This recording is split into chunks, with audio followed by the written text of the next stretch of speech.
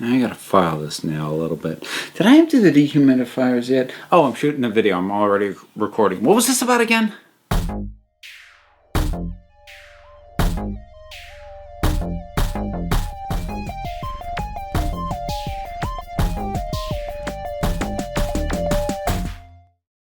Happy World Mental Health Day. So this is a video that I had been planning to do in some capacity for a while, and you're actually getting an extra video this week because I wanted to release it on the day. Now, World Mental Health Day, to me, gave me, I think, the opportunity to talk about my own mental health. And the thing is, what I'm going to talk about, well, you'll know from the title what it already is, so I'm not going to play coy about it. But I think a lot of times when people on YouTube talk about their mental health, it usually means some form of depression or anxiety, or in the case of LGBTQ plus people, it is often linked to dysphoria. None of which are conditions I have. So ADD feels, and I did actually for a brief time debate on whether or not to make this, because it feels like such an innocuous condition versus a lot of the stuff people talk about when they talk about mental health. But it's also my reality. It's what I live with. It's what I've been living with for my life. And it does impact my life, the way I live. And I think I've found when I've talked about other things about myself here or on the Vera Wild channel that I see more than enough comments basically saying, wow, that's kind of like me, but no one else ever talks about it, that make me think maybe there's some value in me talking about this. So, maybe you'll hear something that rings a bell, or maybe you'll just get a slightly better understanding of ADD. Who knows? Or maybe I'll just waste your time for however long I go on talking. I tend to do that too.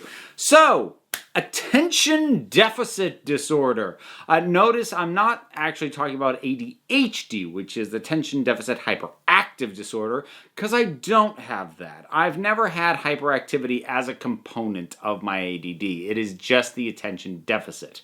So if you are wondering about that end of things, I can't help you, at least not as far as my own personal experience goes. But what does it mean to have attention deficit disorder? What, you can't focus? Just try harder. Yeah, that's that's not how it works. That's like telling a depressed person, oh, stop it, just be happy. So, attention deficit disorder basically means that it is difficult for me to filter out information and input in order to better focus on something more closely, with more attention, and in more detail. It's very easy for me to get distracted. Not like necessarily on my own. It's not like I have no... It's not necessarily a lack of an attention span. It is a difficulty in blocking out other stuff. So, like in some practical terms, it is very hard for me to watch something at home, a movie, a show, or whatever, and not have my phone in my hand. Because, look, if you've got ADD, the internet and smartphones is said, especially, I can talk, are crack. Because there's always something else you can be doing, and that feeds ADD like you would not believe. This idea that, okay, I'm doing this, but I also could be doing all this other stuff. Oh, let me just hop onto this. Oh, this, oh, this, oh, this, oh, this. And you just, then 4 hours are gone. So that means that for me, probably more so than other people, it is optimal if I'm going to see a movie to see it in a theater. Because my phone is turned off, it's dark, the only thing I can see well is the screen. There's no ambient noise, there's no background noise. It cuts out all the distractions. in a way that most people, to some extent, can do on their own. When you have ADD, you really can't do that. It's actually one of the things that makes things difficult for me going out to clubs or bars or raucous parties or anything like where there's loud music. It's really difficult for me because, and like there was it's so bad that there was a time that I thought something was wrong with my hearing until I actually went, no, it's because of my ADD. Where like I have a really hard time hearing people in those sorts of loud, busy environments. But it's not because I can't hear them. My hearing's fine. It's been tested repeatedly. It's because I can't filter out all the other input well enough to truly zero in and hear what someone's talking to me. I have to be like right up to them because I can't filter the input. It's not to say that I can't filter at all. I can't. It's just I can't do it as well. I can't do it as well as the majority of the population. Most people can fade the music down into the background, zero in on the person they're talking to. I can't. Like, imagine if you've got music on and it's too loud for you to properly hear the person. Imagine trying to turn it down, but it only turns down a little bit. Like, you can't turn it down as much as you actually need to. That's what it's like. So it's also worth pointing out, ADD is one of those conditions where, a bit like OCD, where a lot of people go, oh, I've so got that, and they don't. They just have a pattern of behavior. They don't actually have a diagnosis. So I do want to emphasize, I have been formally diagnosed with ADD. And that happened to me when I was in 7th grade, I believe. So around about 13. And I know there's always this concern like, oh, parents just want an excuse to medicate their kids. Well, I mean, my mother fought really hard to not have me go on medication. She didn't want me to have to do that.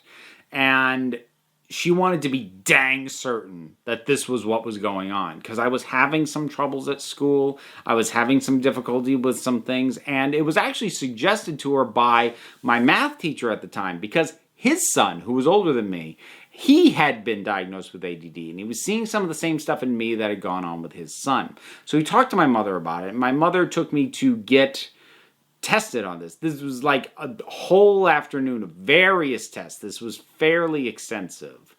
And by the end of it, they did determine, again, no hyperactivity issues, but I do have attention deficit. And initially, she tried, alternate things like, herbal and whatnot, and they didn't help. And I was put on Ritalin through high school, which is another thing that should be addressed because armchair pharmacologists who don't really know what they're talking about will sometimes bring up this idea of, well, ADD, that's all kinds of messed up because they put them on Ritalin. Ritalin's a stimulant. Why would you give a stimulant to someone who can't focus and it might be hyperactive? Yes, Ritalin is a stimulant, but because the brain chemistry of someone with ADD or ADHD is not the same as a normal person, it doesn't affect us the way that it would you. Ritalin to someone who doesn't have ADD is basically like speed. But if you have ADD, that's not what it does to you. It just gives you that ability to filter and zoom in and focus better. And again, talking about the focus, I am perfectly capable of focusing on stuff that I care about. I mean, God, I have to be. The schedule I keep on this freaking thing. But it's really, really hard for me to maintain a focus on something that I do not have an inherent interest in. It is hard for me to brute force my way into paying attention to something. And that has been something that I've had to deal with for a long time. And I've lived both on and off medication. I was on medication through high school. I tried a different medication in college. Didn't take it consistently. Was probably a contributing factor to why I didn't finish college. Definitely not the only factor. I had a lot of stuff going on that did not help the situation. I went off medication for, probably about a decade. And I saw the difference. I felt the difference. I could tell the difference. But for about a decade, I was in a work and life situation where I knew enough about what I could do or didn't do well. And with the job I had at the time and how life was going at the time, I was functioning okay. I was functioning fine. I am on medication for my ADD again, but it's because I was trying to focus on things and knowing that I need help. It's like trying to walk and going like, I can't just make this limp go away. I'll use a cane or I'll get a brace or something. It's okay to admit that for what you're trying to do, you need the assistance. And I hit a point again where I really did. And maybe I will hit a point where I don't again. And how I know how to function off of medication will work just fine for me. But that's not where I am right now. So I am currently medicated. And it is helpful. So some of the practical upshots, besides some of the stuff that I've talked about already with ADD, this is part of why I do YouTube the way that I do. Because it's much harder for me to do things like what Lindsay Ellis does, what Dan Olson does, what Patrick Willems, Natalie Wynn, H. Bomber Guy, all these YouTubers who do work that I think is amazing. It's really hard for me to do something like what they do because there's a reason most of those channels and others like them only put out one video a month on average. Because they sink a lot of time into it, a lot of time scripting, a lot of time shooting, a ton of time editing. And it's very difficult for me to maintain momentum on something long term. I am capable of it, for crying out loud. I've written a book, I've written a play, I've written a novel that I'm working on trying to get in a publishable state right now. So I can do it. But the reason that I've fallen into the pattern of doing YouTube the way that I do it, which is to sit down in front of a camera, ramble on for between 15 and 20 minutes, and then throw it together with very few edits, is because it allows me, with basically in the course of one evening, to come away with a finished product, which works with my ADD much better than trying to take something that is going to take weeks or months to work on and working on it a little bit at a time. That frustrates my headspace because I'm just looking at this long thing. I'm like, oh my God, I'm going to be doing this forever.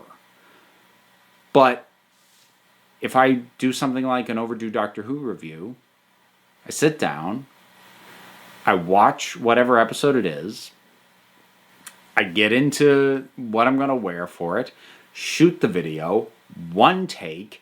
If I do a good job at it, I don't stumble anywhere, and so I don't need to cut anything out. Slap it into my editing software, add maybe one or two visual references for specific things that I mention, set it to render, and I'm done. In one evening, I have a finished video. Is it the best that it could possibly be? Could it be better with a ton more polish? Well, yes. But I'm probably always, even if, please, I ever get to the point where this is my living, and I start doing bigger projects like some of the people who I mentioned, because I really would like to. It's just hard when I'm also holding down a full-time job. But even if I start doing that, I don't see myself ever stopping doing the quick turnaround stuff because the quick turnaround energizes me and inherently plays and feeds into just how my brain works. If I can go in, do something, and then for about as long as I'm able to properly focus on that thing, which depending on what it is, maybe a few minutes or maybe a few hours, if at the point that I'm done, if I can come away and go, I made a thing. Nice.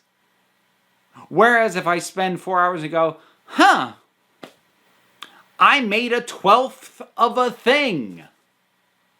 That's just disheartening. And part of the reason is because I focused so much and feel like I came away with so little. So the fact that I have ADD is actually a massive influence on how I even approach this platform. And maybe it's not the ideal way to approach this platform. I'm pretty sure if my eyes were completely on maximizing my subscribers and my views or whatever else, I would be doing this differently than the way I do. But then I would be battling against myself, my brain, my ADD, as opposed to working with it, which is what I do. And I'm happier for it. So that's a nice, unscripted, semi-intelligible ramble about how living with ADD affects me, my life, and maybe it's some insight for you, maybe it's something you can relate to, or maybe I just wasted, probably gonna end up being about 18 minutes. Which was it? You decide! So in any case, happy World Mental Health Day. Good health to you. If you need help, I hope you have it. If you need to get it, I hope you do. And if you don't need help because you're doing okay or you already have the help you need, that's awesome too. So whatever your thoughts are on this, drop them down in the comments. Let's talk about it. A whole bunch of stuff to do. Buttons, links, like, subscribe, leave a comment. Help me out on my Patreon. That would be much appreciated. You want the bigger and better projects? Just saying. That'd get me there. Even $1 a month, seriously. It does help. Every little drop in the bucket, and eventually the bucket will overflow. And there's other links down to stuff down there besides. Not all of it is me asking for money, so click around, check things out, or don't. It's all right if you don't, because at the end of the day, you're the council. I'm just running the meetings, and until next time, something I can't remember. I gotta mess around on my phone.